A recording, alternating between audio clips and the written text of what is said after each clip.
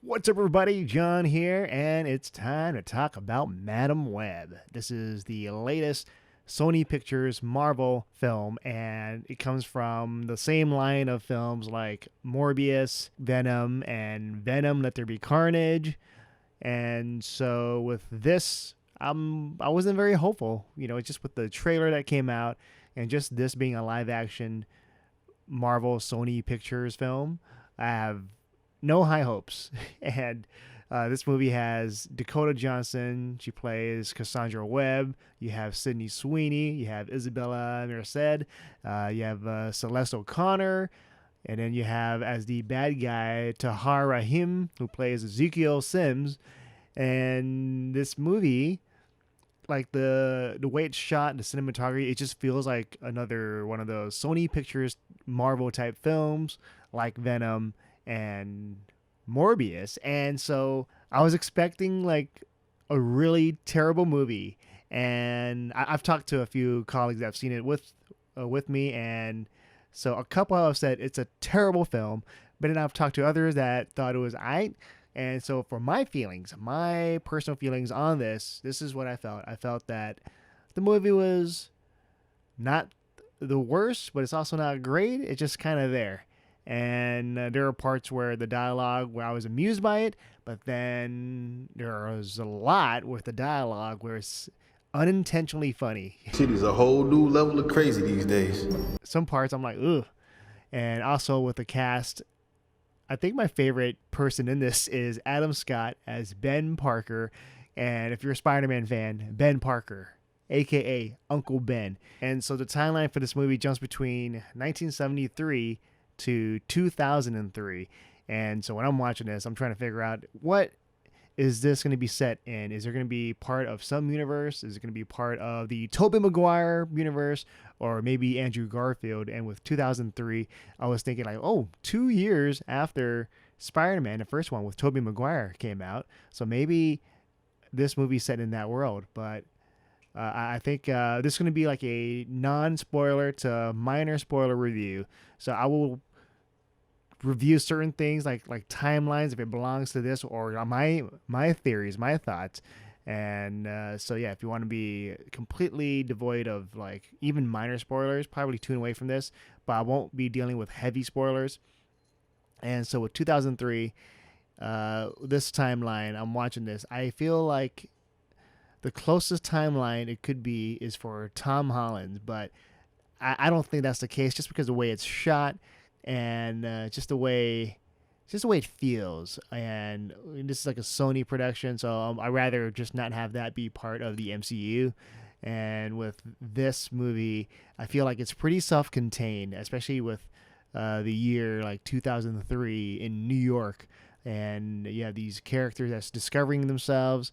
And I think another thing that was like a switcheroo, or like a it kind of feels like false advertisement with the trailer. And when you watch the trailer, you see, Dakota Johnson as Cassandra Webb. She's able to kind of see into the future and just to different timelines. And then you also have the others with Julia Cornwall, with Anya Corazon, and Maddie Franklin as the Spider-Woman, with their whole outfit and their getup.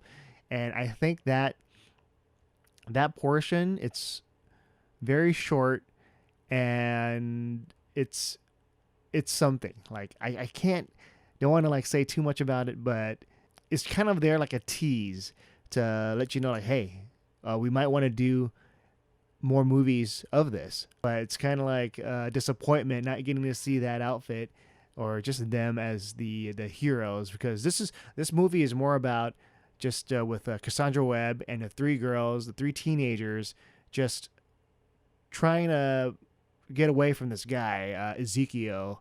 And Ezekiel has the power of Spider-Man, pretty much. He can climb on walls. He can just have super strength and has great agility, but he doesn't have the spider webs, because he can't create the mechanical web shooters.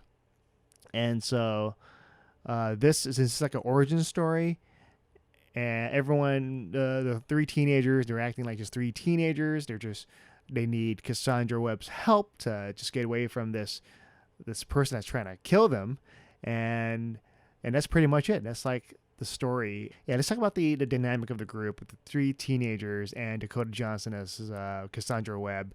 And I just feel like there's just no chemistry between all four of them.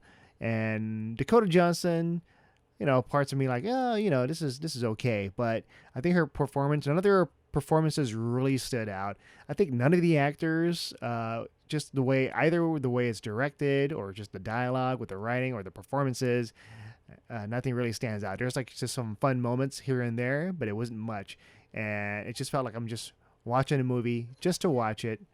And I think like out of all of them, Adam Scott as Ben Parker, probably my favorite, just because Adam Scott, a very charismatic guy, and you get to see a little bit of his lifestyle, his personal life, especially with this person that he's with, dating, and dives deep more into that. But then you're like, oh, is it who is this? What's going on? And so you're thinking, where's Peter Parker in all this? Like this one, there could be a Peter Parker. I'm not sure yet because they're being very coy in the movie. Okay, so you have the main cast, and then you also have the villain, Tahir Rahim as Ezekiel. How is he? He has his motives. He has his reasons, because with him, he is able to sense certain things, and he feels like, oh, these three teenagers are gonna kill me, and he can see into the future, so he wants to kill them before they kill him. And that's just pretty much his motive throughout the whole film, and he's just kind of like this assassin going after them. And I think the villain, it's got a villain problem because he's not that engaging, he's not that interesting. He has his past and he has reasons on why he wants to do what he does, but I think the movie needs to add more to that. And maybe, I don't know what, either just better dialogue or just more engaging backstory, or just a more interesting way to just have him be featured in this. Like, I think for me personally, I would rather him have less of us seeing his background and just more of him just being a threat, and having the four characters trying to figure out who it is and just be scared. Because during the whole time we're watching this, we already know his past. We already know what he's capable of and the reason why he's doing it. But imagine if it took the whole past thing out and everything else. I think this might have been a better movie, because I'll be surprised. It will be more suspenseful. Like, who's this? Who's going after them? What's going on? But you know who it is, so you're not really... It's just kind of like evil Spider-Man. And I do want to just give a shout out to Jose Maria Yaspic, who was in Narcos. I enjoyed his performance in Narcos, but here in this movie, it's okay. He kind of plays like this spiritual figure that helps out, and that's all I'm gonna say about his character. But yeah, I just feel like there's a lot of just wasted potential in this movie. And another thing about this movie with the powers, right? Like the main thing with the powers is with the villain Ezekiel, but then also with the Dakota Johnson as Cassandra Webb. So that's like the meaty part of her. Like she's, it's Madam Web. It stars her, so it's going to feature a lot of her powers, and she's discovering it, and she's able to like just see through time, and she's able to just like, once she figures things out, she'll be able to just save people. And it kind of reminds me of Groundhog's Day and also Edge of Tomorrow with Tom Cruise. Specifically Edge of Tomorrow, just because she's trying to figure out like, with Edge of Tomorrow, Tom Cruise is trying to save, or just trying to live and survive, and then these aliens are killing him over and over again, and so he's trying to learn things. And here with Madam Web, it's very similar with how dangerous things are happening around her, and she has to figure out like, once she figures out like, I can change things, and so it's kind of a repeat, and then she can help save the day. But I think it's just really not fleshed out with the whole being able to manipulate just time and just repeating things, because they're trying to focus on other things too, with the three teenagers, and then also with the backstory with Ezekiel. And so I think that is part of the reason why the movie suffers because of that, because we don't really get to see this fleshed out power. And like when you're at the third act, it's automatically where she's just good. So I'm like, where's the journey? I want to see more of that. And also this whole thing with Dakota Johnson trying to save the three girls, and some of her actions are questionable. And I think like with this, I'm like, what is going on? Her, Dakota Johnson, she's trying to protect them, but then there's parts where like she just leaves them, and when she, it's like when she comes back, you're like, what was that all about? It was kind of pointless. And for certain portions, there are other portions where she really has to go figure out things, go on an adventure to figure out who she is, her past, and all that. So that's fine. But there's another part where I'm like, she's gone for a moment, and the three girls have to figure out, how to protect themselves and all that. And when when she comes back, I'm like, what are you doing? Like, whatever you did to leave, that really didn't do anything. And I feel like they could have just made her stick with the group the whole time. But yeah, so yeah, with the action, with the whole Edge of Tomorrow, live, die, repeat thing, it's okay. Like nothing really great, because Edge of Tomorrow, like when you watch the action scenes for that one, like especially when he's trying to redo things over and over again, oh, it's just so cool, and just simply beautiful. Just seeing once he starts to become all knowledgeable, you're like, oh man, it's amazing. Here, there are parts where she's knowledgeable, but there's none of that wow factor. And I think with any Spider-Man films or Spider-Man inspired films, there's always that line: with great power comes great responsibility.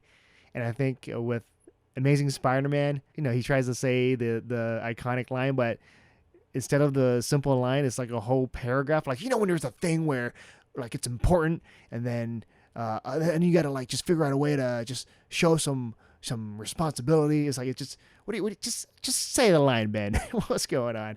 And so with this movie, I do mind that they kept it short, but it's different. But I'm like, why? Just say the line. Just say the goddamn line. With great power comes great responsibility. Now, I'm going to say the line right now, because I don't think this is like a huge spoiler. Because if you're a Spider-Man fan, you're already going to know there's like a one form and another of this line. And if not, I don't think it's going to really hurt your experience. I don't think anything's going to hurt your experience of watching this movie. But the line is like, if you take on the responsibilities, great power will come. It's like they just switch things around. I was like, why? What's going on? I'll say this. Some of the music in this I do enjoy with Madam Web. One of them is the Cranberries. Cranberries featured in this. And so I like that. And then some of the other action scenes I forgot. It just popped up into my mind. So one of them just reminded me of Legolas in Lord of the Rings, using a shield from an Uruk-hai as like a surfboard. So there's something like that here in this movie. As some of the lines, like the dialogue, I just want to elaborate. There's one dialogue where it just really stood out for me, and it's just very tongue-in-cheek, and I'm pretty sure they did it on purpose, but it just sounds funny. So like, let's say something happens, and let's say Cassandra Webb, like her last name's Webb, right? And so someone's like saying, Webb? Did you say web? It just sounded funny, just because of the whole play on word with webs and spiders and all that. It's just too convenient. And if there's one thing I want to close out with, this is that there is one product placement that's really big, and I'm pretty sure Pepsi Cola paid them a lot, but you'll see a couple here and there. So when you watch it, you'll be like, oh. Yeah, now I know what he's talking about with Pepsi. With Madam Web, the performances, just the way it's directed, just feels very mediocre. And with the story, it's simple, and there's like a tease that's just kind of like a false tease where you're expecting more out of this movie, but they never really live up to that. And so it just, in the end, it's a disappointing movie. There are certain, like a few parts, some parts that are fun, but there's a lot of jokes and dialogue that just feels weird and just unintentionally funny. And I think it's kind of just sad where, like, my favorite part is just seeing Adam Scott as Ben Parker. I think with the others, I just wish that they just had better material with this, because, yeah. So yeah, those are my thoughts for this. And if you enjoyed this video, please give it a like, subscribe. And with that said, I'm John, and I'll see you guys next time.